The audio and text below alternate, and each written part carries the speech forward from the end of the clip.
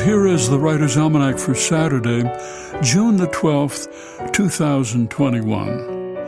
It's the birthday of the writer Jonah Barnes, born near Cornwall-on-Hudson, New York, 1892, lived in the bohemian world of Greenwich Village for years, then as an expatriate in Paris, drinking, smoking, having love affairs with men and women. She was a journalist there. She interviewed Florence Ziegfeld and Coco Chanel. She was friends with James Joyce and Gertrude Stein, had a long affair with the sculptor Thelma Wood.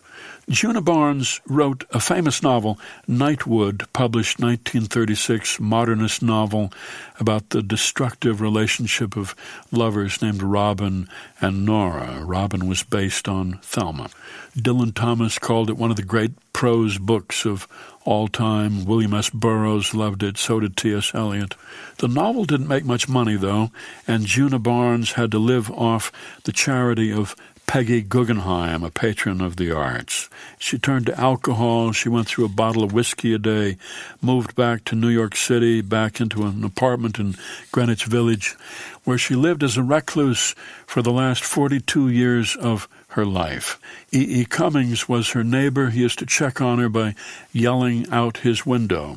She spent her last 30 years working on a long poem that was found in her apartment when she died in 1982.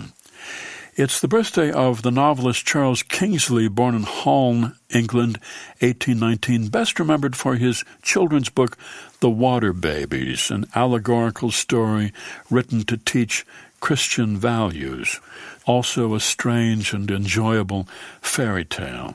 The story of a 10-year-old chimney sweep named Tom who falls through a chimney into the room of a wealthy young girl, and when he's discovered there, he's chased out of town until he gives in to thirst and weakness and falls into a river and drowns, where fairies turn him into a creature called a water baby, which is a little less than 4 inches long and has gills. And he's guided by Mrs. Be-Done-by-As-You-Did, and he makes a journey to the other end of nowhere where he has to rescue the cruel Mr. Grimes, his former master.